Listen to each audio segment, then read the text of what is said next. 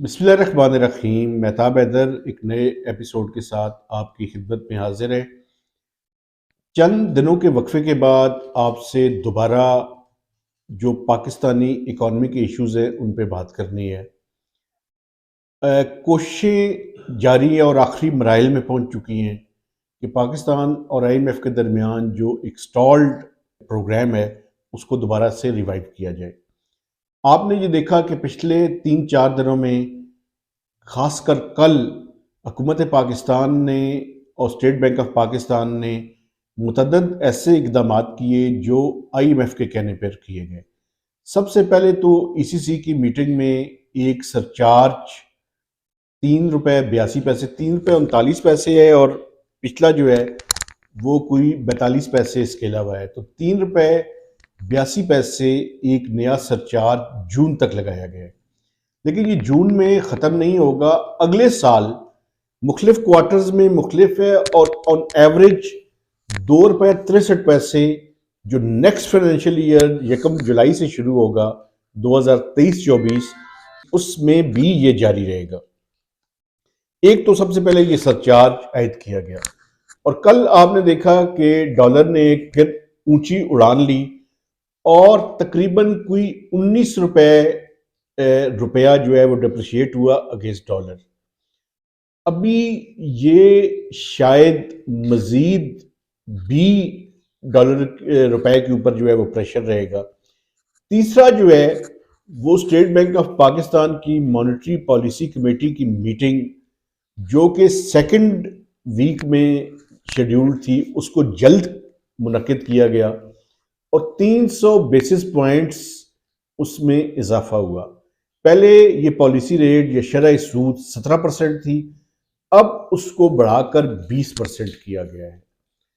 उससे पहले आपको याद होगा कि हुकूमत ने बिजली का टैरिफ बढ़ाया।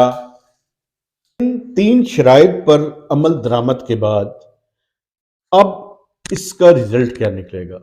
एक तो हमारी कोशिश है कि हम पाकिस्तान जो है वो आईएमएफ का जो प्रोग्राम है उसको रिवाइव करें। और अब ताज़ा तरीन इतलात ये हैं कि एक डॉक्यूमेंट होता है जिसमें 9 टेबल्स होते हैं जिसको कहते हैं memorandum of economic and financial policies. वो डॉक्यूमेंट हुकूमत पाकिस्तान के हवाले किया था जिस दिन हम पाकिस्तान और आईएमएफ के दरमियान टॉक्स ख़त्म हुई थी 9 फरवरी। 10 फरवरी की सुबह को ये डॉक्यूमेंट शेयर किया गया था। लेकिन अब देखना ये है कि ये फाइनल टचेस कब तक कंप्लीट हो जाती हैं और एक स्टाफ लेवल एग्रीमेंट हो जाता है। इसहाक डार साहब के बकौल ये नेक्स्ट वीक में हुकूमत पाकिस्तान और आईएमएफ के दरमियान स्टाफ लेवल एग्रीमेंट हो जाएगा। पिछले चंद दिनों में अब उम्मीद ये है कि आईएमएफ कोई मजीद नई शर्त आयद नहीं करेगा, लेकिन जिस तरह की इकदामात लिए गए हैं, मसलन एक मिनी बजट किया गया। आपने ये देखा कि पेट्रोल की कीमत में और डीजल की कीमत में एवरेज ₹57 इजाफा किया गया इस पिछले अरसे के दौरान जब से आईएमएफ की टीम पाकिस्तान में आई थी या उससे एक हफ्ता पहले से लेके अब तक। लास्ट जो किया गया उसमें ₹5 पेट्रोल की कीमत कम की गई, लेकिन डीजल की कीमत को बरकरार रखा गया और डीजल के ऊपर जो लेवी थी उसको ₹40 से बढ़ाकर ₹45 कर दिया गया। उसके बाद आपने देखा कि एक मैसिव रुपी का अगेंस्ट द डॉलर एक डिक्लाइन और एक डिप्रिसिएशन हमने देखी। आप ये देखें कि 230 से इन चंद दिनों के अंदर, चंद वीक्स के अंदर रुपया 285 और ओपन मार्केट में तकरीबन ₹300 को टच कर गया। तो ये सारी सूरत हाल बिल्कुल आईएमएफ की ख्वाहिशात के मुताबिक की गई और आईएमएफ पे ये कहा जा रहा है कि आईएमएफ ने ऐसे ही पाकिस्तान के साथ ट्रीट किया है जैसे 1998 के न्यूक्लियर एक्सप्लोजन्स के बाद किया था। आपको याद होगा कि पाकिस्तान ने मई 1998 में इंडिया के जो न्यूक्लियर बम उन्होंने टेस्ट किया था, उसकी टिट फॉर टैट में पाकिस्तान ने 6 न्यूक्लियर धमाके किए थे। और उसके बाद दुनिया के जो कैपिटल्स थे उनमें ये बात हुई थी कि पाकिस्तान को इसकी एक सजा भी देनी है। उस टाइम प्रेसिडेंट क्लिंटन थे और उन्होंने उस टाइम के प्राइम मिनिस्टर नवाज शरीफ साहब को फ़ोन करके कहा था कि अगर आप ये एटमी धमाके ना करें तो हम पाकिस्तान की मदद करने के लिए तैयार हैं।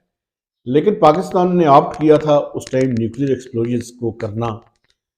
तो अब पाकिस्तानी अथॉरिटीज़ ये कह रही हैं कि उस टाइम जो आईएमएफ और वर्ल्ड बैंक का रवैया था, आज दोबारा से उसी तरह का रवैया उनका है। और उन्होंने एक मिसाल भी दी कि जब दिसंबर में वो आईएमएफ के साथ प्रोग्राम की रिवाइवल के लिए गए तो आईएमएफ और वर्ल्ड बैंक ने 24 प्रायर एक्शंस कहा था हुकूमत पाकिस्तान को कि उन पे अमल करना है।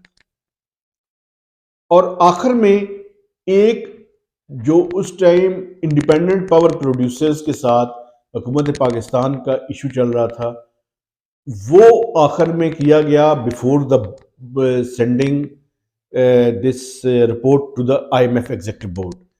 तो उस टाइम इस तरह के इश्यूज पे भी, क्योंकि उसमें आपको याद होगा कि हुकूमत पाकिस्तान ने सॉवरन गारंटीज दी हुई थी उनको, और उनसे फिर जो है वो चीज़ें तय की गई और एक प्राइवेट कमेटी की मीटिंग जो है वो करवाई गई। और उसके बाद वर्ल्ड बैंक और आईएमएफ ने वो अपने बोर्ड में चीज़ें सर्कुलेट की थी। तो इस कॉन्टेक्स्ट में 1998 का जिक्र बड़ा रेलेवेंट है।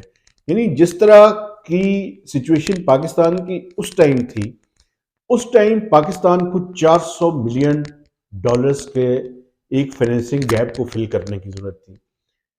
आज 1998 का हवाला देकर वही बात की जा रही है, लेकिन हमारा जो फाइनेंशियल या एक्सटर्नल साइड का गैप है वो 7 बिलियन डॉलर से जायद का है। तो 400 मिलियन डॉलर के लिए आईएमएफ और वर्ल्ड बैंक ने उस टाइम नाक रगड़वाए थे, अब 7 बिलियन डॉलर का है। तो आप उससे अंदाजा कर सकते हैं कि किस हद तक टफ जो है वो सिचुएशन है। आप ये देखें कि एक चीज मैं अपने देखने वालों के सामने रखना चाहता हूं, और वही आज की इस मेरी गुफ्तगू का क्रक्स है। एक तरफ तो इस तरह की मुश्किल सूरत हाल है कि जिसमें आईएमएफ को कन्विंस किया जा रहा है, लेकिन ये जो आईएमएफ के कहने पे जो इकदामात हैं जो लिए जा रहे हैं, जिसमें डिस्काउंट रेट आपने देखा कि 20% को टच कर गया, आपने देखा कि सरचार्ज समेत अभी तक इस प्रोग्राम की रिवाइवल के लिए हम कोई 10 रुपए से ज़्यादा बिजली के टैरिफ में इजाफे की जो है वो मंजूरी दे चुके हैं। गैस की प्राइसेस आपने देखें कि मैसिवली उनको इंक्रीज किया गया।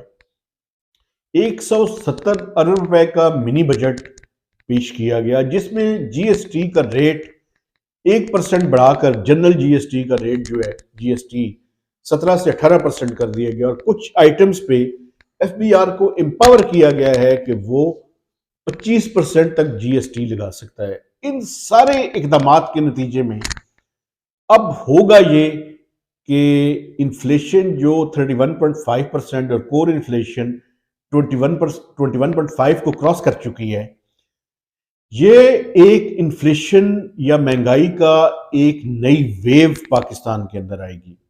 अभी आपने देखा कि पाकिस्तान में पिछले 50 साल के दौरान सबसे ज्यादा महंगाई की शरह नोट की गई है। आई कैन इजीली प्रेडिक्ट कि जो अगले माह की इन्फ्लेशन आएगी और महंगाई का नंबर आएगा 1 अप्रैल को, वो पाकिस्तान की तारीख की सबसे बड़ी महंगाई का लेवल होगा।